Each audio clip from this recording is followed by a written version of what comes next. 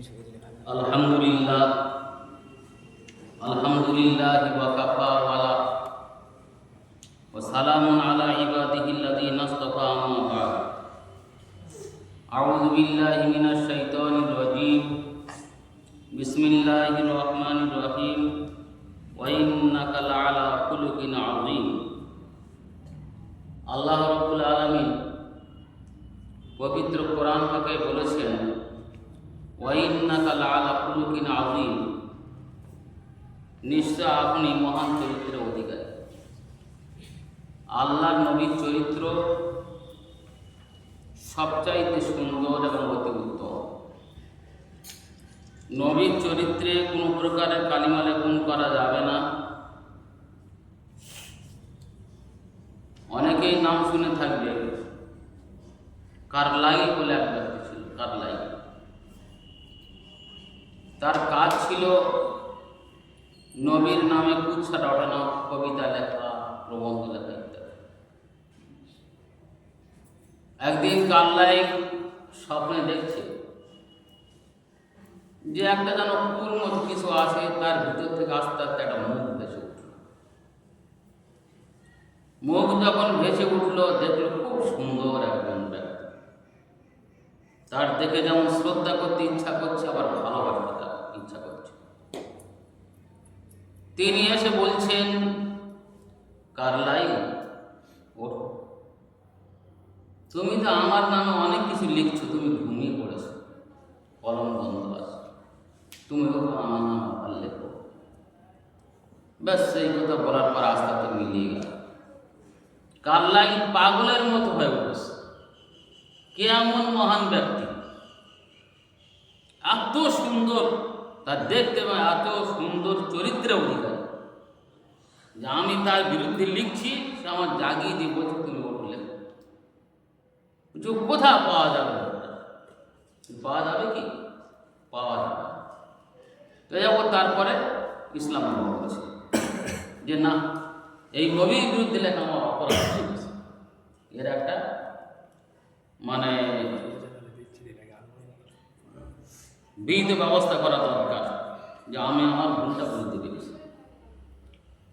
আল্লাহ নবী সাল্লাল্লাহু আলাইহি সাল্লাম তিনি ছিলেন আহসানান নাস, লোকদের মধ্যে সব চাইতে সুন্দর।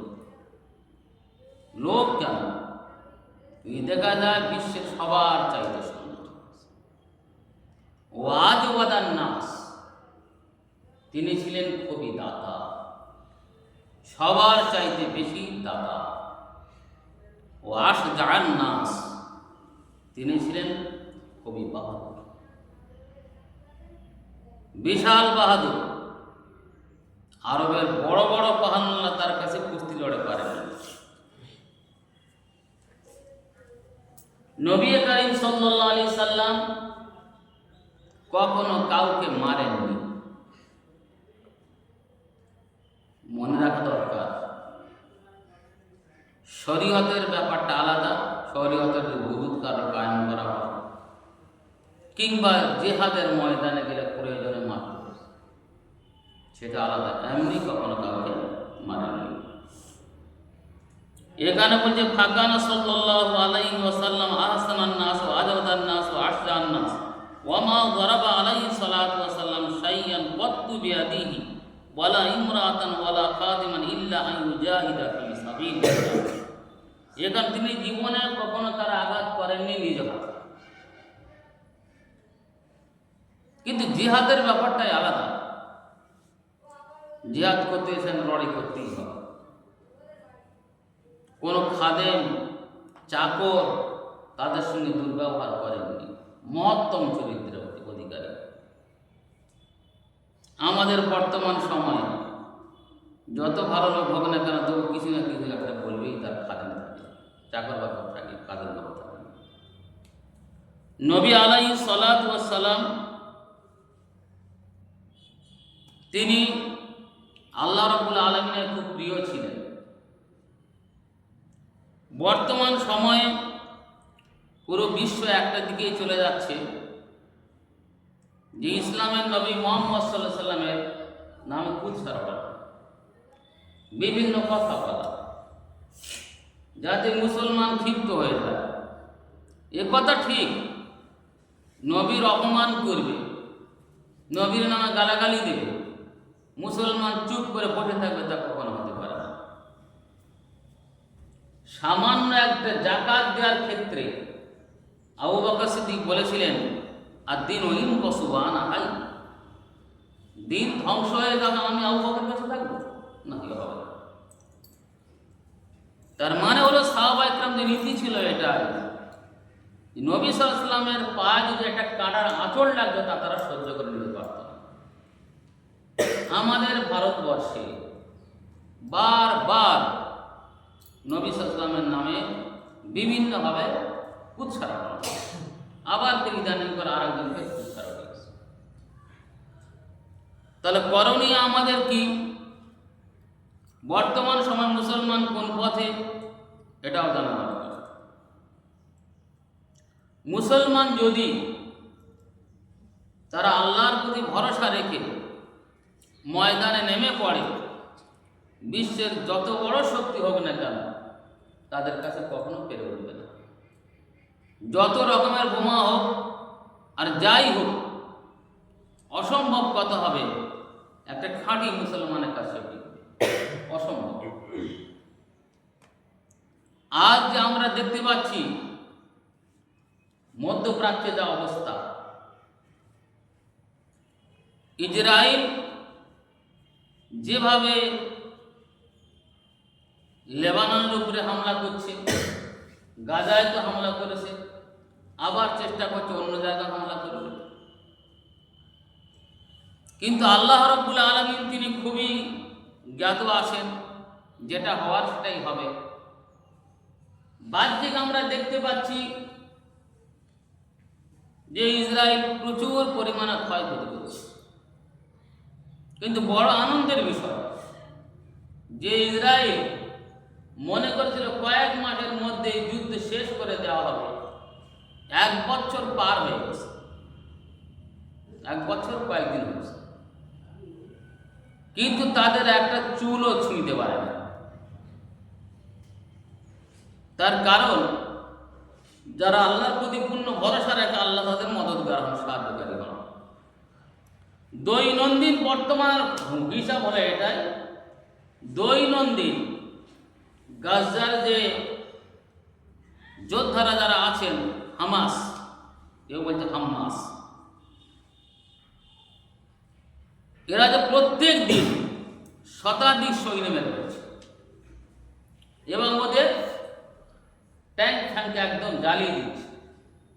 ধরতে গেলে বোঝা যাচ্ছে ইসরায়েলের প্রত্যেক দিন $50 মিলিয়ন টাকা খরচ হচ্ছে, মানে সেই জিনিসগুলো শেষ করে দিচ্ছে। সাথে সাথে ওদের যুদ্ধাস্ত্রগুলো একদম ধ্বংস করে দেওয়া হচ্ছে। কিছু ক্ষতি হচ্ছে মুসলমানদের, হয়নি কথাটা নয়। এটা হচ্ছে মুসলমানের আল্লাহ তাআলার পক্ষ থেকে গায়েবী মদদ এবং সাহায্য। লেবাননে ইসরায়েল ঢুকছে, কিন্তু ঢুকতে পারছে না ইসরায়েল, ওদের জন্য মরণ ফাঁদ পাতা আছে। যেহেতু যারা ইমানের বলে বলিয়ান হবে তারা সহজে পিছপা হবে না। আমাদের ভারতবর্ষের একসময় দেখা যায় ইসরায়েল ভারতবর্ষের একেবারে ঘনিষ্ঠ বন্ধু, বহু উপকার করেছে ভারত, কিন্তু ভারত সরকার কোন দিকে যায় তাও দেখা। যেহেতু বিভিন্নভাবে দেখা যাচ্ছে চীন, রাশিয়া এরা কিন্তু ঘুরে মুসলমানদের দিকে সাপোর্ট করছে, বা উত্তর কোরিয়া।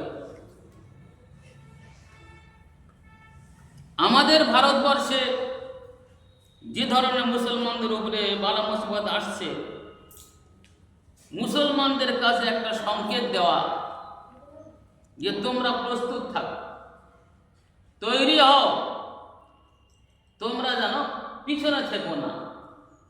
বলে কোনো কিছু ঘটে গেছে ও তত্ত্বপথে মিশে বসে বলবে নারায়ে তাকবীর আল্লাহু আকবার, এরকম না।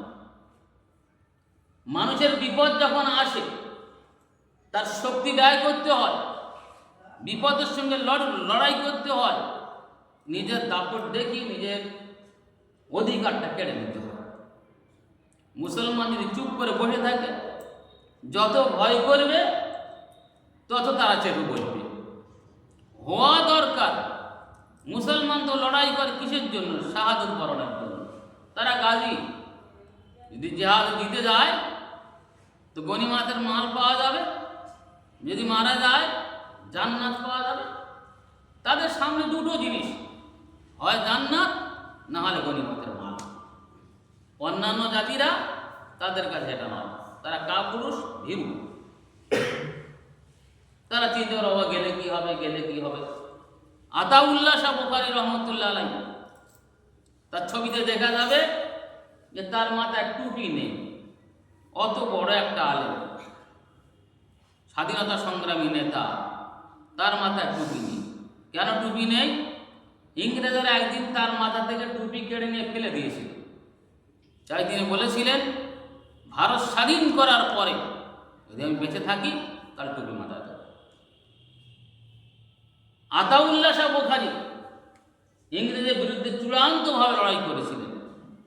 তাকে ধরা হলো, কিছুকাল লাগার পরে আদালতের রায় হলো আতাউল্লাহ শাহ বুখারীকে ফাঁসিতে ঝোলানো হবে। স্বাভাবিকভাবে তার একটা ঘরে রেখে দেওয়া হলো, প্রহরী লাগিয়ে দেওয়া হলো, ভালো করে দেখবে, নজর করবে, শরীর কেমন যা ডাক্তারও চেক করবে।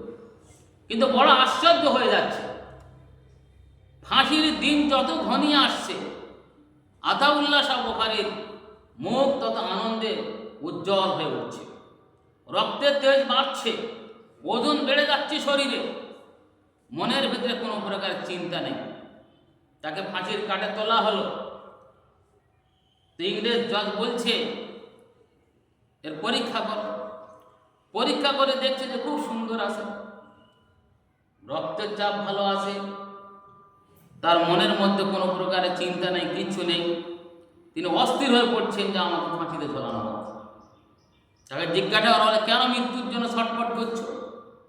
আতাউল্লাহ শাহ বুখারী বললেন যে আমি চাচ্ছি তাড়াতাড়ি যেন জান্নাতে প্রবেশ করতে পারি।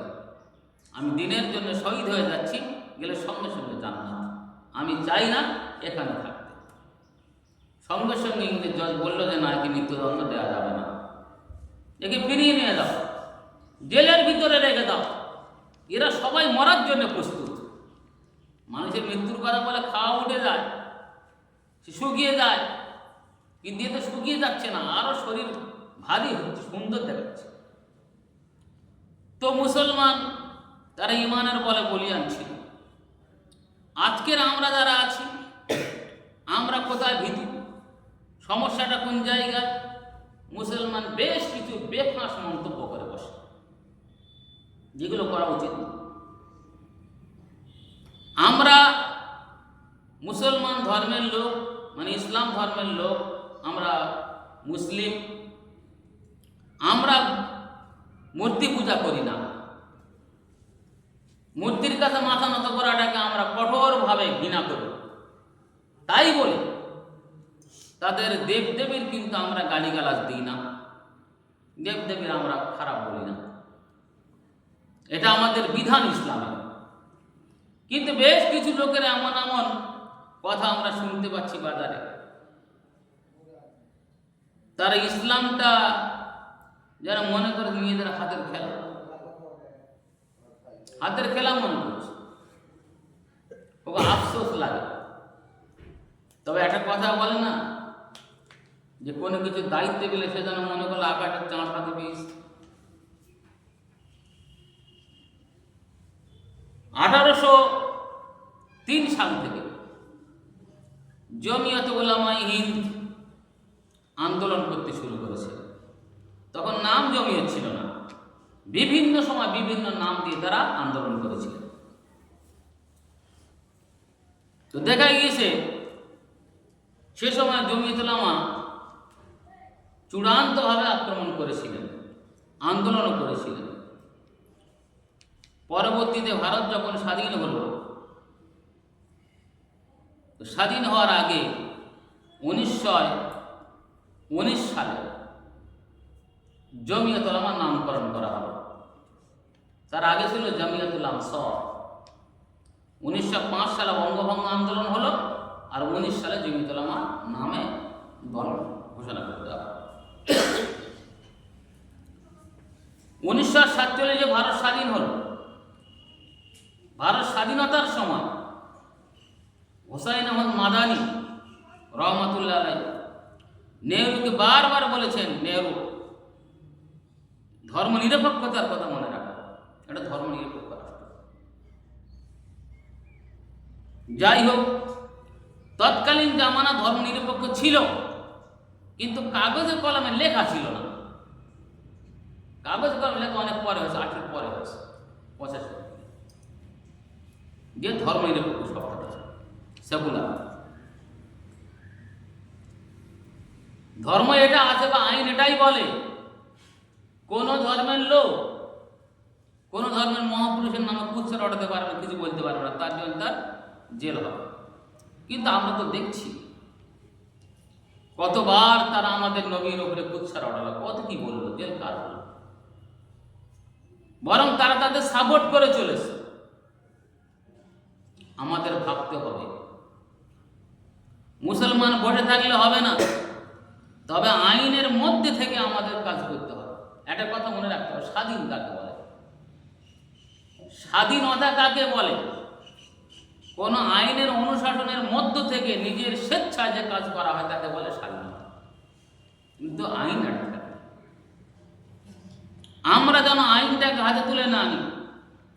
যদি প্রয়োজন হয় র্যালি দেওয়া হবে, প্রয়োজন হয় মিছিল করা হবে, প্রয়োজন হয় জেল ভরা আন্দোলন করা হবে, যখন যেমন প্রয়োজন পড়বে ডাকা হবে, মুসলমানদের ঝাঁপিয়ে আসতে হবে। আমাদের একজন উপরের ব্যক্তি, কিনা নাম বলছি না, তিনি বিভিন্ন প্রশ্নের জবাব দিচ্ছিলেন সাংবাদিকদের কাছে। জবাব দিতে গিয়ে তিনি বললেন যে কথাগুলো খুবই কষ্টের কথা। তিনি বললেন যে আমরা চাচ্ছি এনআরসি হোক, কোনো অসুবিধা নেই, বিভিন্ন রাষ্ট্র থেকে অমুসলিম ভারতে আসুক, তাদের নাগরিকত্ব দেওয়া হোক, আমাদের অসুবিধা নেই। মুসলমান কেন আসবে? সে তো মুসলিম রাষ্ট্রের লোক, সে কেন আমাদের হিন্দুস্তান আসবে? এদের রাখা যাবে না। এতে কি বোঝায় আমাদের? মুসলমান আমরা ঐক্যবদ্ধ আছি, তাই তো বোঝাবে কি না মুসলমান ফাটল ধরানো হলো। যে দলের নেতা বলল, সেই দলের নেতা আমাদের পশ্চিমবাংলার মন্ত্রী আছেন, গ্রন্থাগার মন্ত্রী, তিনি কিন্তু বিন্দুমাত্র উন্মোচক করলেন না, প্রতিবাদ কিছু করলেন না। কি হবে? মাহমুদ মাদানী, যদি আমার থেকে অনেক ছোট, মাহমুদ মাদানী খুব ভালো আলেম নয়, লেখাপড়া ভালো চুস্ত নয়, তো মাহমুদ মাদানী বক্তব্য রাখতে অনেক কথা বলেছে। উনি বলছেন যে শ্রীকৃষ্ণ এবং রামচন্দ্র এদের সম্মান জানাতে হবে। যদি কোনো মুসলমান এদের সম্মান না জানায়, তাহলে সে মুসলমান থাকতে পারবে না, সে মুসলমান থাকবে। কত বড় কথা! তাহলে আমরা কি ওদের নবী বলে মানবো নাকি? কার স্বার্থে বা কিসের স্বার্থে বললো আল্লাহ খুব ভালো জানে। আরো কথা বলেছে অনেক। ভারতবর্ষের যে একটা মহান দেশ, পুরো বিশ্বের উপরে ভারতবর্ষের বিশাল সম্মান তা শ্রী রামকৃষ্ণের জন্য হয়েছে। এখন আমাদের চিন্তার বিষয়, যারা আমাদের পথ দেখাতে যাচ্ছে তারা তো গুমরাহির মধ্যে রয়েছে, তারাই গুমরাহির মধ্যে রয়েছে। ওরা আমাদের কি পথ দেখাবে? আর অনেক কথা বলে যাচ্ছি। তাহলে সমস্যা এক জায়গায়, আমরা নিজেরা কিন্তু এক হতে পারছি না, এক হওয়া যাবে, আমরা আমাদের মতোই থেকে যাচ্ছি। আমরা যদি লক্ষ্য করে দেখি যে ভারতবর্ষে যে ধরনের এই উস্কানিমূলক মন্তব্য করছে। সর্বোচ্চ ন্যায়ালয় রায় ঘোষণা করেছেন রাজ্য সরকারের প্রতি, পুলিশ প্রশাসনের প্রতি, যারা লোকের মধ্যে এরা বিভেদ সৃষ্টি করবে, উস্কানিমূলক বক্তব্য রাখবে, তাদেরকে অ্যারেস্ট করে জেলবন্দি করো। কিন্তু হচ্ছে কি তাই? হচ্ছে না। তাহলে মুসলমানের করণীয় কি? সময় আসবে, ঘরে বসে থাকা আর যাবে না। সেদিন হাঁক দিতে হবে। হাঁক যখন পড়বে লোকের বের হতে হবে, তবে আইনের মধ্যে থেকে আইন মেনে কাজ করতে হবে সবসময় জন্য। আইন উল্টে নয়। যদি কেউ মনে করে মুসলমানের জীবন দেবে, হ্যাঁ জীবন দিতে পারে, কিন্তু কারো জীবন নিতে যাবে না। এটা নয় যে আমরা কারো মেরে ফেলতে যাব। আমরা আমাদের অধিকার, আমাদের ধর্মীয় অধিকার, ভারতবর্ষের অধিকার, আমরা আমাদের অধিকার জানাতে পারি। আমরা আমাদের অধিকার জানাতে যদি কেউ দিনের খাদ্য দুনিয়ার মধ্যে চলে যায়, তাও ঠিক আছে, কিন্তু সে কারো মেরে ফেলতে যাবে না। তবে একটা কথা মনে হয়, এই রকম মুনাফিকের দল যদি থাকে, যারা সরকারের পাঁচাটা গোলাম হবে, তারা সরকার যা বলে সেই কথা আগে বরাদ্দে উঠবে, তাহলে কিন্তু বোঝা যাবে যে মির্জাফরের দল ভালো আছে। মুসলমানদের খুবই ভাবতে হবে। নবীর আদর্শে কলঙ্ক লেপন করা মানে মুমিনের তার কলিজার ছুরি মারা। নবী কত মহান ছিলেন, আল্লাহ রাব্বুল আলামিন সেই ব্যাপারেই বলেছেন যে আল্লাহ নবী কেমন ছিলেন। এখানে সেই কথাই বলতে গিয়ে বলছেন, ওয়ালাম ইয়াকুন ফাহিশান ওয়ালা মুতাফাহিশান ওয়ালা সাফাবান ফিল আসওয়াক। নবী সাল্লাল্লাহু মুখে অশ্লীল কথা বলতেন না, বাজারে গিয়ে চিৎকার করতেন না, মন্দের প্রতিশোধ নিতেন না। তার মানে আল্লাহর নবী তিনি গালাগালি করতেন না। নবী আলাইহিস সালাতু ওয়াস সালাম ছোটবেলা থেকে তিনি গান বাজনা শোনেননি। খুব বাচ্চা একদিন যাচ্ছেন একটা পথ দিয়ে, গান বাজনার আওয়াজ আসছে। আল্লাহ নবী বলে দেখা যাক ওখানে গিয়ে কী হয়, একটু দেখে আসে। কিন্তু যাওয়ার পরে সে জায়গায় পৌঁছাননি, আল্লাহ নবীর ঘুম লেগেছে। উনি সে পথে একটা গাছের বেড়া ঘুমিয়ে পড়লেন। সকাল হয়েছে, জেগে উঠেছেন, উনি বাড়ি ফিরে এসেছেন। তার মানে উনি সে জায়গায় যেতে পারেননি আর গান বাজনাও শোনেননি। আল্লাহ তার বাঁচিয়ে নিয়েছে। এটা হলো ইসমতে আম্বিয়া। নবী হচ্ছে কি নিষ্পাপ। আর আমাদের সমস্যা কোথায়? সমস্যা এটাই, সরকারের সাপোর্ট করার জন্যে বহু মুসলমান ভিতরে ভিতরে তৈরি আছে। বহু মুসলমান ভিতরে ভিতরে তৈরি সাপোর্ট করছে, কিন্তু বাহ্যিক তারা বলছে আমরা দিনের জন্য লড়ছি। যেমন ছোট একটা উদাহরণ দিই, তালাক প্রসঙ্গ একটা মানে খুব বিতর্কিত ব্যাপার বলে মনে হচ্ছে বর্তমানে। তো তালাক প্রসঙ্গে দেখাতে গেলে জামাতি ইসলাম, আহলে হাদিস এরা সরকারের পাছাটা বলা, সরকার সাপোর্ট করে। কি সাপোর্ট করে? এরা বলছে তালাক 3 তালাক হবে। কেন? তালাক মানে 1 তালাক, তারা 3 তালাক হবে না। সরকার বাহাদুর, তারা চাচ্ছে কি করে ওদের প্রতি হস্তক্ষেপ করা যায়। তারা বলে হ্যাঁ 3-এ 1 হবে। যদি 3 তালাকে 1 তালাক হয়, তাহলে ওই লোকটাকে জেলে কেন দেওয়া হবে? এ বলছে যদি কেউ তার স্ত্রীকে 3 তালাক দেয়, তাকে জেলে বন্দি করে রাখা হবে 3 বছরের মতো। তাহলে ওর কেন জেলে বন্দি করে রাখা হবে? যে 3 তালাকে 1 হয়তো ওর কোনো দোষ নেই, তার কেন জেলে রাখা হয়? যদি রাখা হয়, তার ছেলেপুলে থাকে, তারা কি খাবে? কে তার দায়ভার নেই? জামাত ইসলাম তাহলে যদি কথা হলো এটাই, হ্যাঁ দিনে তো 1 হওয়া দরকার। কিন্তু জামাত ইসলাম আমাদের সামনে বলছে যে না, সরকার তালাক নিয়ে বিশাল রাজনীতি করছে, বিশাল রাজনীতি করছে। দলে কারা? দলে কিন্তু সরকার, মুখে একরকম বলছে। তাহলে এই যে 3-এ 1, এই 3-এ 1 কথাটা জামাত ইসলামরা পেল কোথা থেকে? জামাত ইসলামরা পেয়েছে যারা গয়ের মুকাল্লিদ আহলে হাদিস বলে, এদের কাছ থেকে। ওরা পেয়েছে কোথা থেকে? শিয়াদের কাছ থেকে। শিয়ারা বলেছে 3 তালাক বলে 1 তালাক। তাহলে সূত্র বহু দূর থেকে আসছে। তাহলে আমাদের ভিতরে মুনাফিকের দল তৈরি হয়ে আসছে। তো সরকারের সাপোর্ট, আজকে সরকার বলছে যে 3 তালাককে 1 তালাক করে দাও, ও ভালো কাজ নয়। সবাই লোকেরা জোর করে তার বউদের তালাক দিচ্ছে, অতএব 3-এ 1 করে আর কোনো ঝামেলা থাকবে না, তালাক তুলে দিতে হবে। আচ্ছা, আমরা জানি ভালো করে এটা। ছুরি আমরা দেখছি, ছুরি বা বডি নিয়ে যেমন শাক সবজি কাটা যায়, তেমন মাছও কাটা যায়, লোকের কোপানো যায় নাকি যায় না?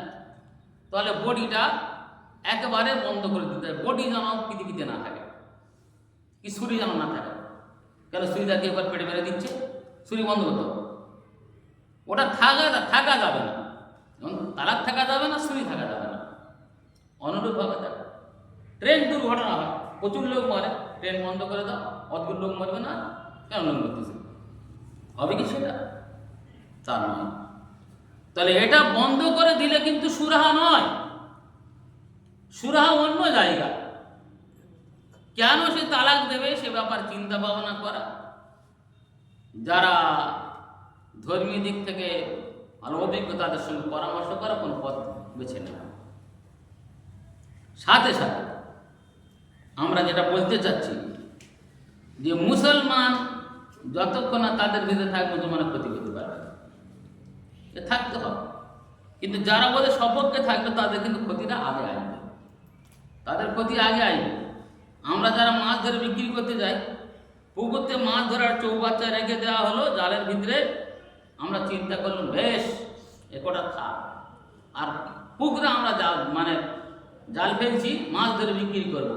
এ মাছ যদি মনে করে যে আমরা খুব ভালো আছি বাবা, আমাদের কিচ্ছু বলতেছে না, ধরতেছ তো ওদের, কিন্তু এটা কি সঠিক?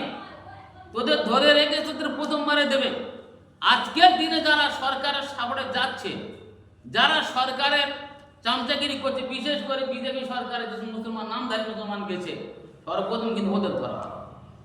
ওদের ধরার পরে অন্য জনা চিন্তা করে আগে তোর ধরি, তুই ঘরের ধারে আছে, তোর জবাই করবি, ঘরের মুরগিটা আগে জবাই করবি, তারপর তো বাজার মুরগির তোমার ছুটে গিয়ে তার ধরতে যাবে।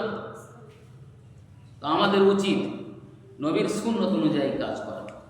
আজকের দিনে যারা দেখা যায় কেউ হজে গেল, কেউ ওমরায় গেল, জোরে জোরে তো দরুদ শরীফ পড়ছে, সালাম দিচ্ছে, আসসালাতু আসসালামু আলাইকা ইয়া রাসূলুল্লাহ, আসসালাতু আসসালামু আলাইকা ইয়া হাবিবাল্লাহ।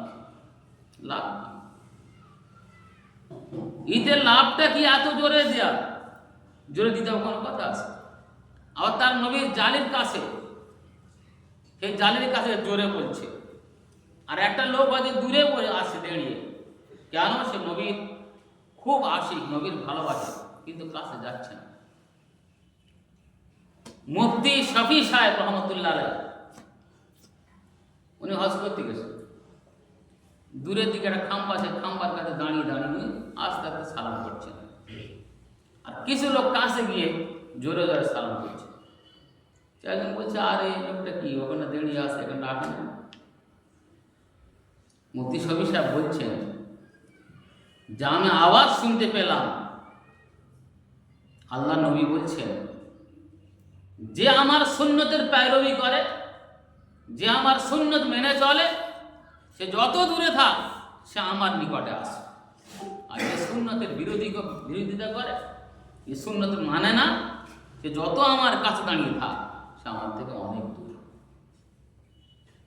যে ইমানের বলে বলিয়ান হবে, যে নবীর আদর্শে আদর্শিত হবে, সে কিন্তু সহজে হার মানতে হবে না। যাক, আমাদের চেষ্টা করতে হবে আমরা যেন নবী আলাইহিস সালাতু ওয়াস সালামের সুন্নতটাকে ভালোভাবে আমল করতে পারি। আল্লাহ সে তৌফিক আমাদের দান করুন। এখানে বলছে ওয়ালা ইয়াজি বিসাইয়াতি সাইয়াতা ওয়ালাকিন ইয়াফু ওয়া ইয়াসফা। আল্লাহ নবী কখনো মন্দের প্রতিবাদে মন্দ কাজ করতেন না, খারাপ করে তার খারাপ করতে হবে, এ কাজটা নবী সাল্লাম করতেন না। তবে কি করতেন? আল্লাহ করতেন ওয়ালাকিন ইয়াফু ওয়া ইয়াসফা, আল্লাহর নবী বরং ক্ষমা করে দিতেন আর এড়িয়ে চলতেন। এখানে একটা কথার ব্যাখ্যা দেব, ওয়াফু আন্না ওয়াগফির লানা। ইয়াফু ওয়াসফা ঠিক একই ধরনের। একটা হলো যে কেউ কোনো জায়গায় দেখা গেল যে এক জায়গায় রাস্তার মাঝে কেউ পায়খানা করেছে, এখন পায়খানা কি করে তাড়াহুড়ো করে একটা কাজ করতে দেখি, এক জোড়া ছাই চাপা দাও, কি এক জোড়া মাটি ফেলে দাও, কেউ দেখতে পেল না যে ওখানে পায়খানা আছে। এর নাম হলো ওয়াগফির লানা। ওয়াগফির ঢেকে দাও, পর্দা দাও। আর ওয়াফু, ওয়াফু মানে কি হলো মুছে দাও একেবারে। পায়খানা পড়ে আসে একেবারে কোদাল দিয়ে কেটে তুলে পুরো পরিষ্কার পরিচ্ছন্ন করে দেওয়া। এখানে সেই কথা বলা হচ্ছে ওদেরকে ক্ষমা করে দাও, একেবারে এড়িয়ে চলো। ওয়াকান আলাইহিস সালাতু ওয়াস সালাম ইয়াউদুল মারিদ ওয়া ইয়াতবাউল জানাজাতা ওয়া ইউজিবু দাওয়াতাল মাবলুগ। আল হাদিস। আল্লাহ নবী জানাজায় শরীক হতেন। আর কি করতেন? ইয়াতবাউল জানাজা, ইয়াউদুল মারিজ, রোগী দেখতে যেতেন। রোগী দেখতে যাওয়া বিশাল সওয়াবের কাজ, খুবই সওয়াবের কাজ। রোগীর কাছে দোয়া করে আল্লাহ দোয়া কবুল করেন, ভালো কাজগুলো দোয়া করতে হয় ওখানে গিয়ে। যদি কারো জানাজা হয়, জানাজায় উপস্থিত হতে পারে, উপস্থিত হতে হবে। তবে এটা মনে রাখতে হবে,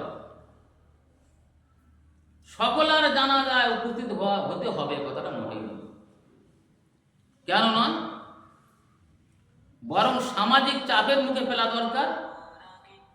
যারা নামাজের ধার ধারে না, শরীয়তের কোনো নির্দেশ মেনে চলে না, ভালো ভালো আলেম ওলামা যারা, তাদের উচিত ওদের জানাজা শরীক না হওয়া। এটাই বরং বুদ্ধিমানের কাজ, তত সবার কাজ। কেননা ওরা যদি তাদের জানাজা শরীক হয়, তো লোক তো বলবে আরে মদ কর, গাঁজা কর, ঘুষ কর, সুদ কর, হারাম কর, হক করে নামাজের ধার ধার না, তার জানাজা করতেছে, কি হবে? চল আমারও তাই হবে, সবরা করবে। আর আমরা জানাজা দোয়া করতে বলছি আল্লাহকে ক্ষমা করে দেয়, কেন? আমরা সাক্ষী দিচ্ছি লোকটা ভালো মানুষ, এই জন্য তার উচিত না ওরা আমাকে জানাজা না পড়া, বলে দেওয়া প্রেস না ভাই আর আমাকে জানাজা পড়বো না, তাতে তার ফিরে আসে, চেষ্টা করা দরকার। ওয়াইউজিবু দাওয়াতাল মাবলুগ, নবী দাসী দাওয়াত গ্রহণ করতেন। যারা চাকর চাকরানি তারা দাওয়াত করলে খুব আনন্দ গ্রহণ করতেন, যে না আমার দাওয়াত করেছে আমি সেটা উপস্থিত হব। কিন্তু আমাদের নিয়ম আছে, যদি কাজের লোক বা কাজের মেয়ে দাওয়াত করে, বেশ এই দিদি কি খাওয়া হবে, মানে এটা আমরা চিন্তা করি নবীর সুন্নাত, তার দাওয়াত গ্রহণ করলে তার কাছে গেলে আনন্দিত হবে সে। এর মধ্যে একটা কথা বলে রাখা দরকার, যদি কোনো দাওয়াত বাড়িতে দেখা যায় শরীয়ত বিরোধী কাজকর্ম চলছে, ওই বাড়িতে যাওয়া জায়েজ হবে কিনা। যদি দেখা যায় যিনি যাচ্ছেন তিনি ওই বিরোধিতা করে বললে লোকেরা তার কথা মেনে নেবে, তাহলে ওখানে গিয়ে তার ওই দাওয়াত বাড়িতে যোগদান করা জায়েজ। আর যদি দেখা যায় যে না ওর কথার পরোয়া করবে না, ওই দাওয়াত বাড়ি ওর যাওয়া জায়েজ হবে না। যদি গিয়ে থাকে সামনে বেরিয়ে চলে আসে, যে না শরীয়ত বিরোধী কাজে তুমি তারা সাপোর্ট করবে। ওয়াকানা আলাইহিস সালাতু ওয়াস সালাম ইয়াকসিফু নালাহু ওয়া ইয়াকিতু সাওবাহু,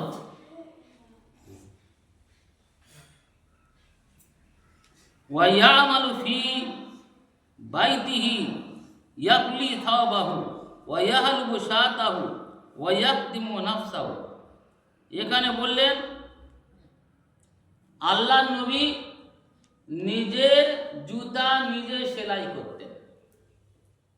এখন আমরা কিন্তু জুতো সেলাই করাটা মনে করি এটা খুব গর্হিত কাজ, নিজের জুতো নিজে সেলাই করবো, সে তো মুছিয়ে ওর কাছে দিলে হয়ে যাবে।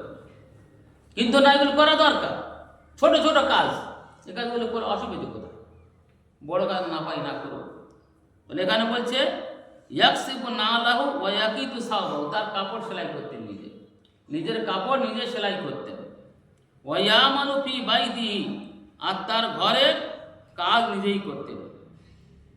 ওয়া ইয়াকলি সাওবাহু, কাপড় উকুন ওঠে না, আমরা বলি সে কাপড় সেই হয়ে গেছে, সব উকুন মতো হয়ে গেছে, সব বড় বড় বুঝু বুঝু মতো হয়, ওটা আল্লাহ নবী সেটা নিজে নিয়ে ওগুলো তুলতেন। ওয়াইয়ালুকু শাতাহু ওয়ায়াকদমু নাফসাহু, তিনি ছাগল দুইতেন এবং নিজের কাজ নিজে করতেন। আর আমাদের এই ব্যাপারে স্বাবলম্বী হওয়া দরকার। আজকের আমরা হয়ে গেছি বড় সুখী। আমরা বিভিন্ন ক্ষেত্রে দেখি, আমরা যারা আছি, আমরা এই চিন্তা করে দেখি, আমরা কেউ কি খালি পায়ে হাঁটতে চাই? চাই কি আমরা খালি পায়ে হাঁটতে? কিন্তু না, খালি পায়ে হাঁটা উচিত। কোথায় ডাক্তার বলেছে, ডাক্তার বলে প্রশ্ন আমার নয়। প্রশ্ন হলো এটাই, এমন একটা সময় আসতে পারে, আসবে, যেদিন মুসলমানেরা খালি পা ছুটতে হবে। তো এখন তো যদি কারোর প্র্যাকটিস না থাকে, অভ্যাস না থাকে, খুব রোদ যখন পড়বে, বিষের রাস্তা ছুটবে, ওর পা ঝুলে যাবে, তখন অস্থির হয়ে যাবে, লড়তে পারবে না। ইংরেজের সময় যখন যুদ্ধ চলে, পূর্বসূরি ওলামায়ে কেরাম, ওলামায়ে দেওবন্দ মাইলকে মাইল পথে না বাপ আগুনের আংরা বিছিয়ে দিতেন, কাঠের আঙুর, ওই কাঠের আগুন বিছিয়ে দিতেন। দেওয়ার পরে ওনারা বলতেন ছোট, এর ওপর থেকে ছুটতে আরম্ভ করতেন। কেন? হতে পারে ইংরেজ আমাদের সঙ্গে লড়াই করবে, আমাদের এমন জায়গাতে যেতে হবে যে আমাদের সে আগুনে বসে যেতে হবে। ছোট মস্ক করতেন, ছোট ছুটলে অসুবিধে কি? কিন্তু আমাদের এই যদি রাস্তা ছুটতে বলা যায়, ছুটতে পারবো না। যদি আমাদের বলা যায় খালি পায়ে এখানে হেঁটে বাড়ি যাবো, বলবি কিরম লাগতেছে না, এই সময় খালি পায়ে বাড়ি যাবো, কেমন লাগতেছে, হয় না আমাদের? কিরম একটা লাগে জানো, কই তোমার পায়ে জুতো নেই? বলে হ্যাঁ হ্যাঁ হ্যাঁ, যেন কত লজ্জিত, লজ্জিত কি আছে?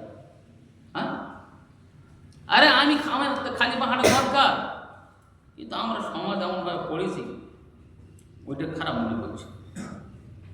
কিন্তু ঢলা হাঁটে, আর খুব হেঁটে যেত, এখন হাঁটে না। এখন লোক পয়সা চিন্তা করছে না। আবার অটোওয়ালারা মুশকিল করতেছে, অটোওয়ালা এবার আমার বক্তৃতা করতে না, গাড়ি না কথা এটা না, হাঁটতে হয় বেশ কিছুক্ষণ, শরীর সুস্থ থাকবে, নিজেদের প্রয়োজনে আমি গাড়ি থেকে নেমে হেঁটে যেতে পারবো। গাড়ি না থাকে তখন কী করবো? হাঁটতে হবে। ওয়াকান আলাইহিস সালাতু ওয়াস সালাম, ওয়াকান আলাইহিস সালাতু ওয়াস সালাম তাওয়িল আস-সামত, নবী ইসলাম দীর্ঘ সময় নীরব থাকতেন, চুপ থাকতেন। যত বেশি কথা বলবে কতটাই নিয়ে যাবে, ছেড়ে দেওয়ার। যত বেশি কথা বলবেন, কোনো লোক কথা বলবে, তার ভুল হওয়ার সম্ভাবনা তত বেশি থাকে। সেজন্য কথা কম বলা দরকার, ধর্মের কাজ বেশি করে করতে হবে। তবে এটা সামনের সাথে সাথে বারবার বলে রাখি কথাটা, এমন সময়টা আসছে আমাদের সামনে, দিন আগিয়ে আসছে, আমাদের হয়তো এরকম ডাক দেওয়া হবে, এসব জেল ভর আন্দোলন করো, জেল ভর আন্দোলন করতে হবে, জেলে যেতে হবে, সকলে আমাদের বন্দি করে রাখো, হয় আমাদের দাবি মানো, না আমাদের বন্দি করে রাখো, এই ঘুমুচ্ছে হাফে মার, হয় বন্দি করো, আর নয় আমাদের মোটামুটি দাবি মানো। জেল ভরা আন্দোলন করা যেতে পারে, আসছে সে পরিস্থিতি, নতুবা র্যালি করা যেতে পারে, যে আমরা নীরব প্রতিবাদ করে যাচ্ছি, তাও করা যেতে পারে।